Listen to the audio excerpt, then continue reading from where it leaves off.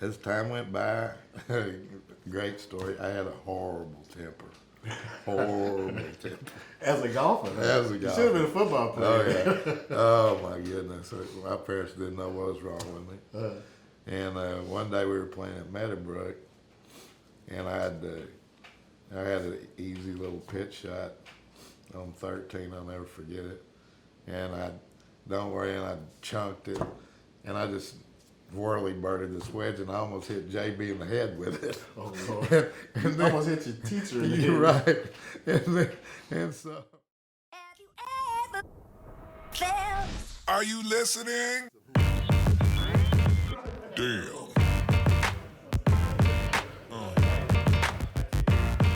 Yeah. Yeah.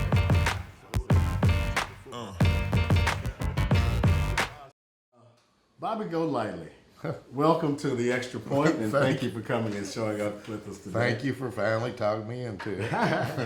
Well, I had a great introduction for you. Okay, we'll let her rip. And this is my introduction. Ladies and gentlemen, I'd like to introduce to you Bobby Golightly, my Hello, good everybody. friend, Very good friend. a great father, and a former professional golfer, which I love golf. Right? I know, I taught you. That's right. That's right. So, Bobby, let's start off. You know, your Okay. last name is just so interesting. Golightly. Tell us about the history and the lineage of your last name. Well, it's actually Indian. And on my father's side, my granddad was full-blood Choctaw Indian. And he married, his wife was full-blooded Irish that he met in the war. So, needless to say, I got to see some battles between the two growing up as a child. But that's where I got it.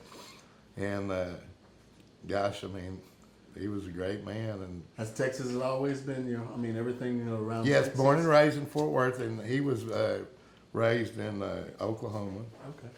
And he met her in the war, and that's how they got hooked up. And then the rest is history. Well, you know, we have a lot of famous things to talk about your family, your father. But Yeah. growing up, how did you get to be such a good golfer so early? You know, it was really funny because my dad, you know, he was one of the biggest wholesalers in the Metroplex, and he sold heavy equipment. And he actually traveled a lot, sold airplanes. He was kind of a entrepreneur of everything. Yeah. And my mother was the head nurse over at Harris Hospital. So invariably, my uncle, Walter B. Griffin, he was a big member at Colonial, and I would invariably stay over at their house a lot when Mom was doing graveyard shifts. Well, he was an absolute golf fanatic, and Gary Player was his favorite player. And when I was, like 6, 7 years old, I would always sit in his lap and watch the golf. Gary Player's name? Well, Oh, no. We're watching him on TV. Okay. That would have been an experience. That would have been a great experience. But and he'd be drinking his martini, smoking his pipe, and I just fell in love with the game. And he said, "You really like it?" And I said, "Yes, sir." He said, "Well, I'll tell you what I'm going to do." He said, "I'm going to give you a golf club every week." He said, "Any week you don't show me enough enthusiasm, you don't get a club that week." Well, I just went through the whole set, the whole thing. You got a club. I mean, you And- got a set very quickly. Right. And Rollin Harper was the pro at Colonial at the time, and he hooked me up with him, and that's basically where I started and learning. And it was funny, and to this day, a very, very good friend of mine. You know, I'm talking about JC and JB Hearn. Well, JB was in the janitorial business, and he did Harris Hospital and Dr. Keith's office, where my mother also worked. And as time went on, I was probably, 12, maybe 12, something like that. And I was starting to get pretty decent. And my mom was talking to JB one morning, and she said, "I think my son's got some potential, and I know you're a really, really good golfer. And could you look at him?" I said, and he said, "Sure." So that's how I met JB. And gosh, I could go tell you so many stories. I will tell you a couple of them. Okay. But anyway, as it turned out, I was like the 4th ranked junior player in the world. I couldn't hear that. You were.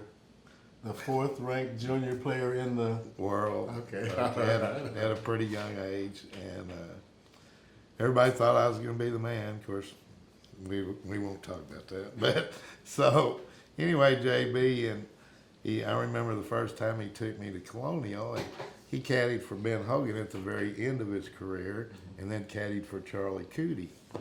And he was caddying for Cootie, and I went out there with him. I was like, 13ish.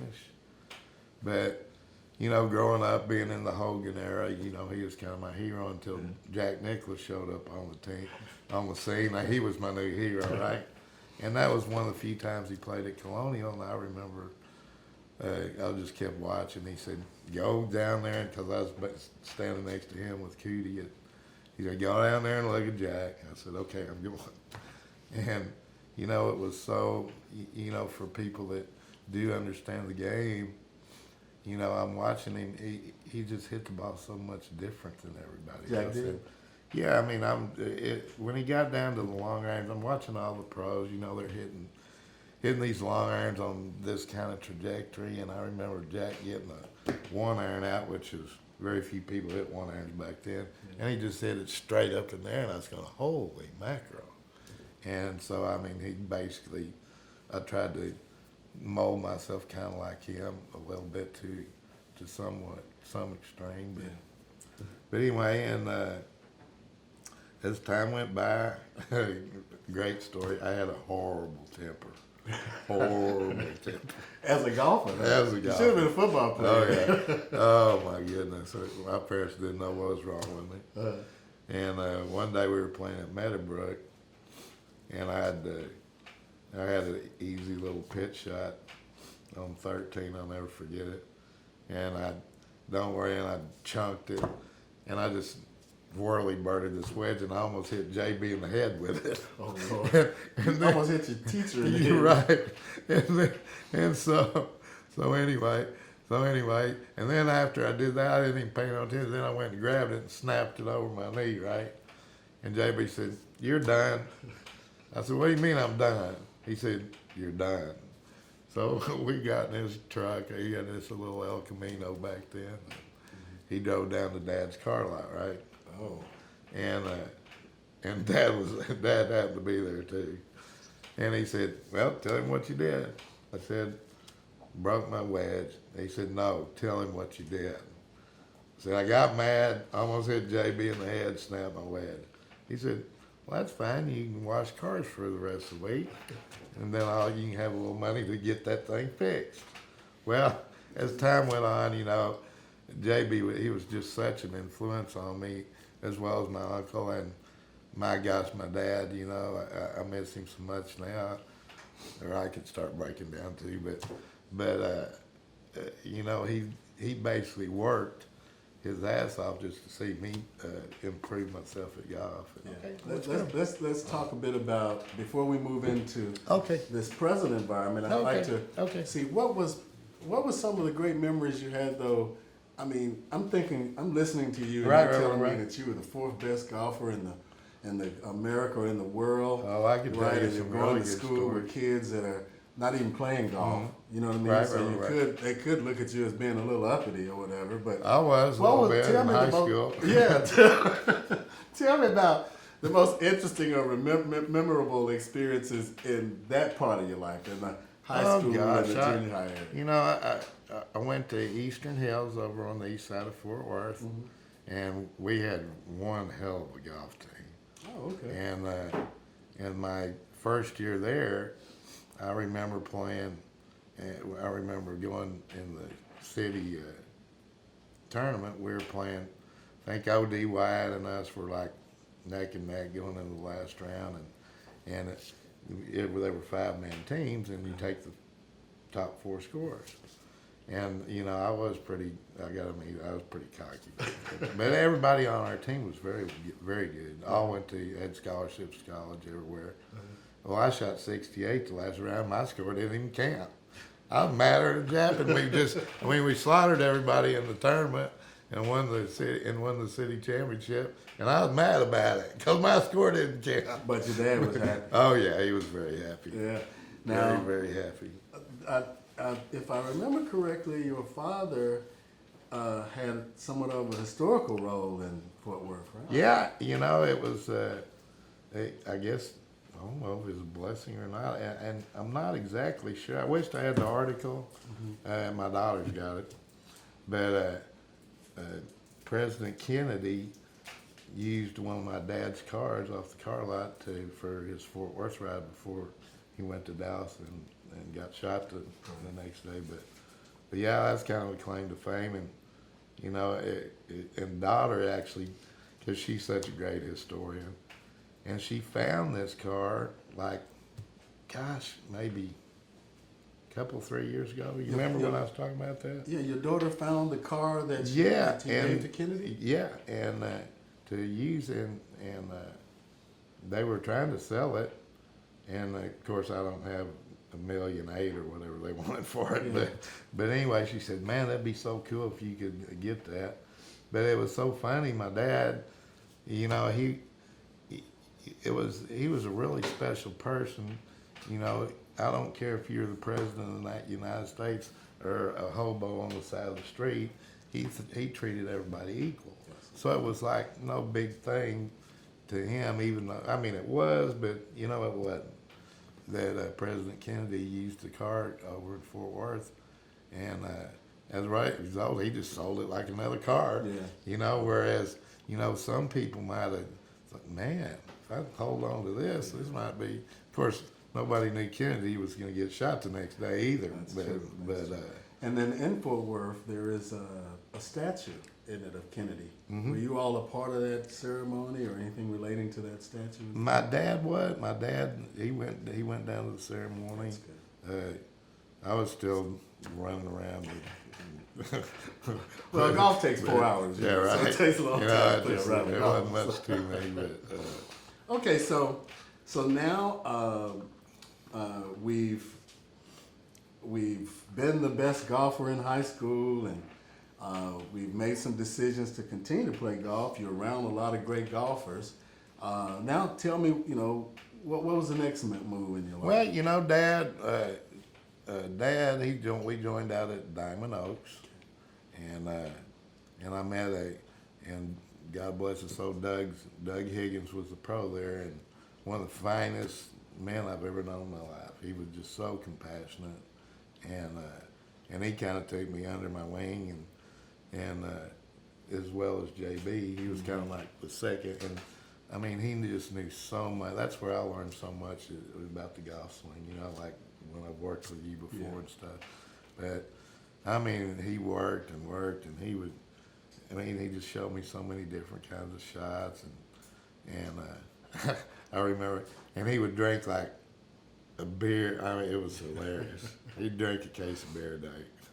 A case of beer a day. Oh yeah, it just all that Miller Lite, if I remember right. But I was fixing to go to New Zealand and play, and I was hitting it really good.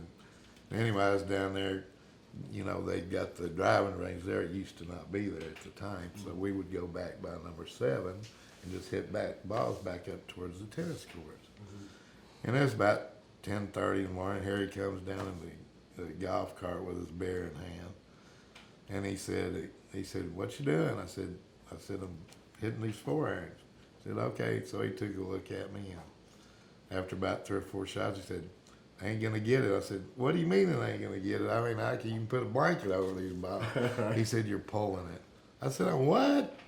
And I mean, he said, "We need to make a change." And I mean, it's like, rip your heart out.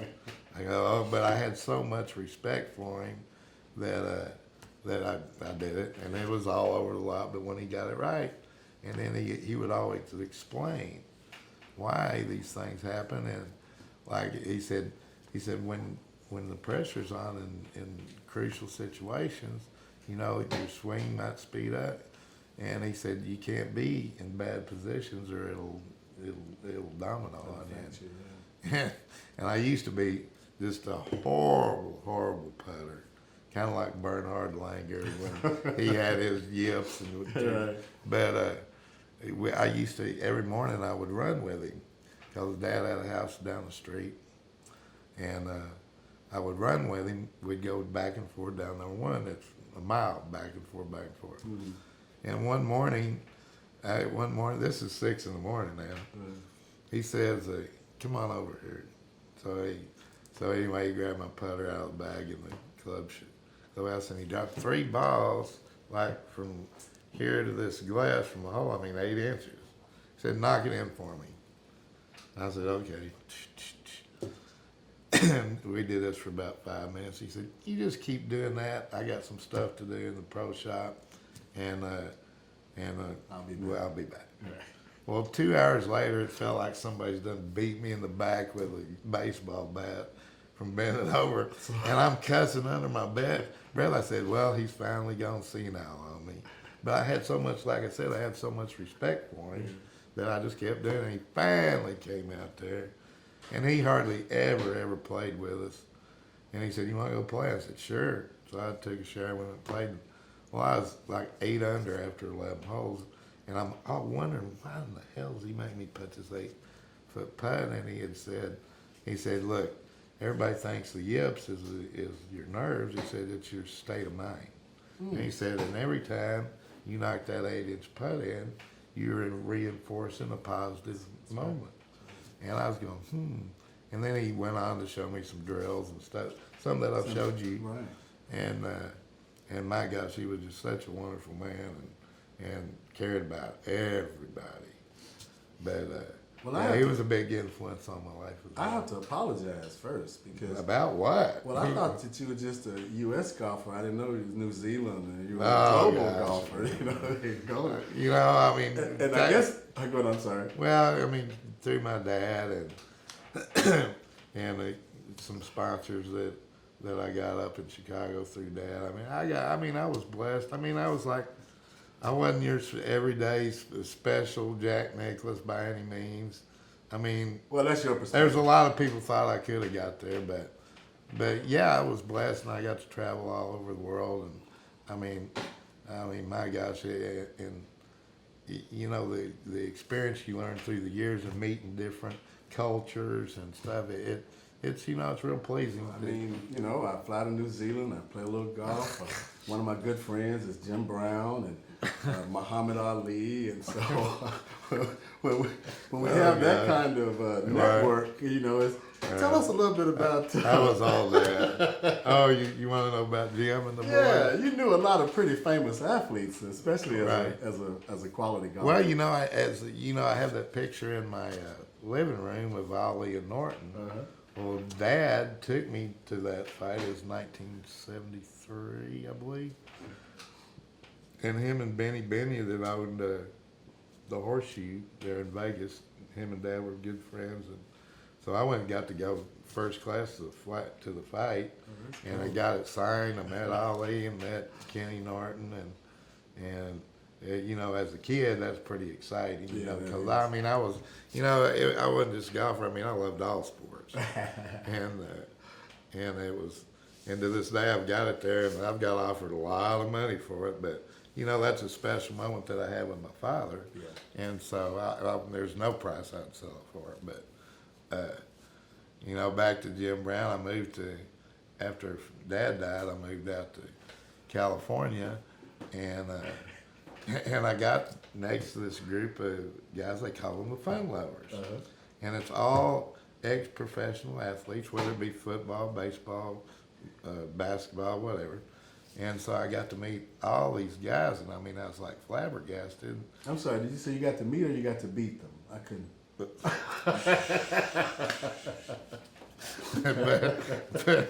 But it was just a pleasure. I met Jim Brown and Isaiah Ryerson and Oscar De La Hoya and Fernando Valenzuela. There was tons and tons of them, and they used to play these you just draw up partners every week, and there was me and like 3 or 4 other pretty good golfers that they all tried to team up with.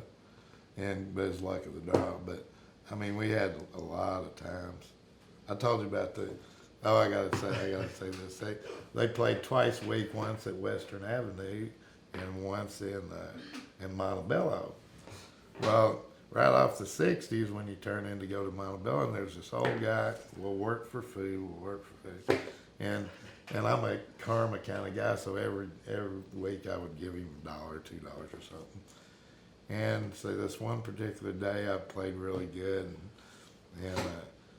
and Jerry Brenner, who played the senior tour over in Europe and stuff, he was up there, and Jim was there, and so anyway, we were having drinks, and I said, "Man, Bobby, you played good today. What's the deal?" I said, "It's karma." They said, "What do you mean it's karma?" I said, "Well, there's this old guy that down every morning when I come up here, and I give him a couple bucks or something." And they said, "You fool, that guy's he's a panhandler." I said, "He's a what?" I didn't even know what the heck a panhandler was.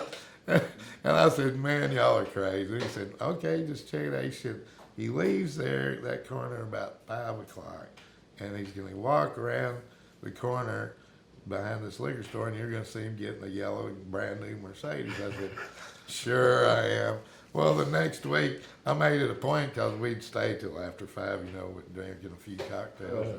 And I made a point, I drove down there, I waited, and I'll be a son of a gun. This guy walked around the liquor, in the Mercedes, I was going, oh. Say, welcome to L.A.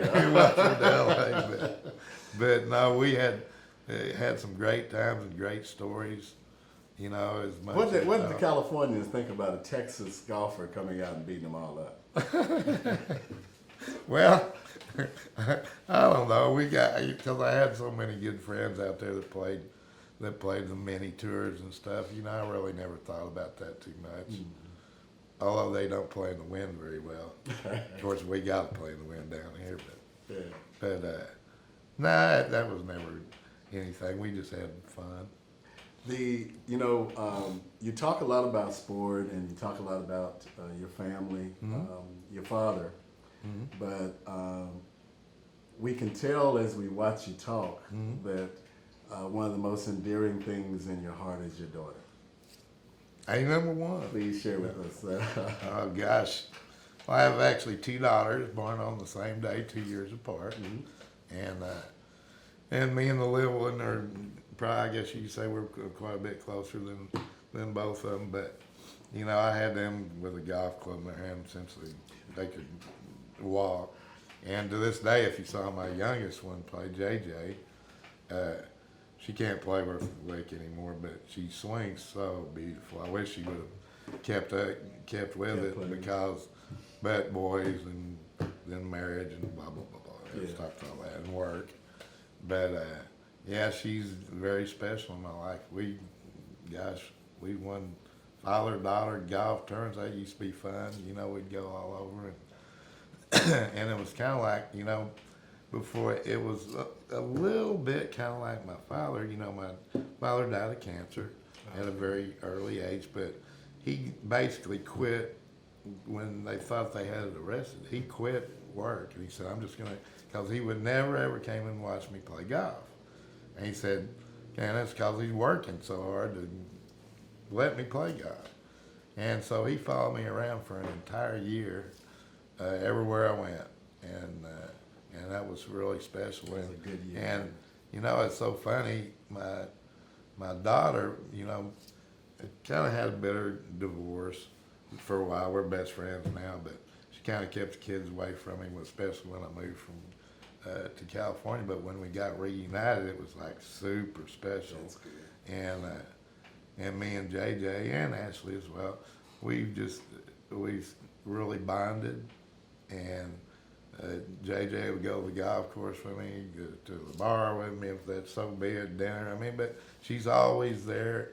And now that it was so funny when Johnny, my son-in-law, he was a hell of an athlete and a wonderful musician. But when they moved to Seattle, he got a big job with Alaska Airlines. Mm-hmm. And he was getting like a $40,000 a year raise. I was bawling like a baby. I said, "Look, dude," I said, if y'all just stay here, I'll give you $40,000 because I'm used to seeing $1 every week." Yeah. But now that they can fly free, she still comes down, That's good. once a month or something. But yeah, I don't know if this sounds like a good or a bad thing, but you know, without my daughters, that life wouldn't be worth living. I hear you. That, at least to me. Well, we really appreciate you taking the time. We know you're pretty busy. And a lot of the times that you're busy is because you're doing so much for so many other people, buddy. Yeah, I do. I mean, I try to help everybody I can, whether, you know, I mean, I'm blessed in certain areas, and if I can help, I always help, because I mean, I just believe that's the way that God intended for us to treat each other. So. Well, the purpose of the Extra Point is to highlight the positive contributions of professional athletes to society and the communities they live and serve, and you are reflective of that, my friend. Well, so thank you. Thank you so much for coming. Here, gotta get this. I will do it.